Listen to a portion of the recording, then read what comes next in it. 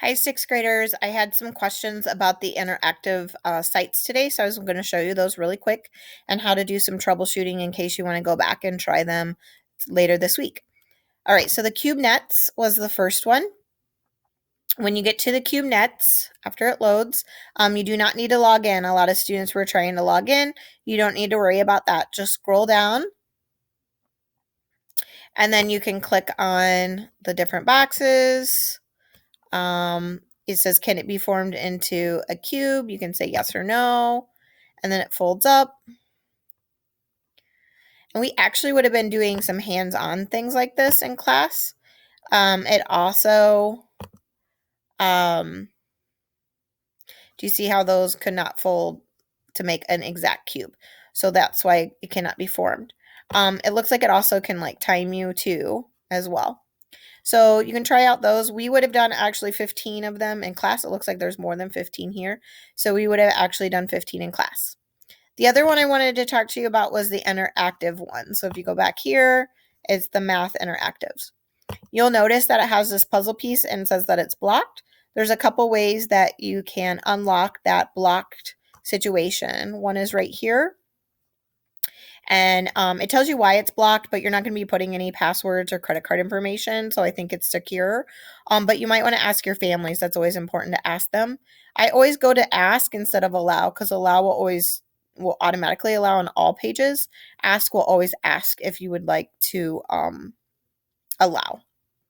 So if it's an educational purpose for science or math, you should be fine.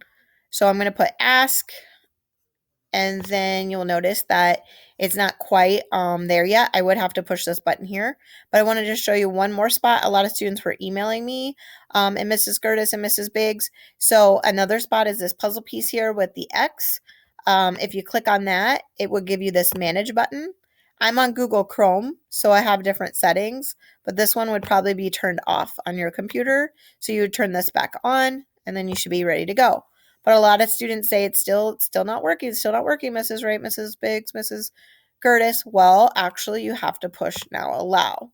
So if allow doesn't pop up, if you click on the puzzle piece in the middle, then it should prompt you.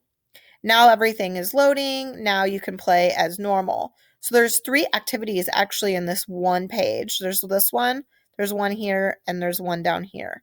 So this one right here, you can move this and unfold the shape. And then my answer is actually behind here. You can click it. I'm going to show you what happens if you get it wrong. It gives you an X, but then if you get it right, you get a check mark. So you can play with different shapes here. If you go here, this one's very challenging. I was just playing with this one a little bit ago because I didn't even know this one was here. But you move these along. I'm going to try to match up a couple.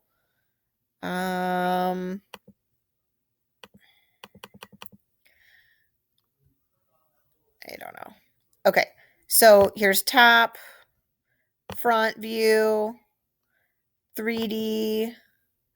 That possibly would work. This one we've got top, bottom, 3D maybe.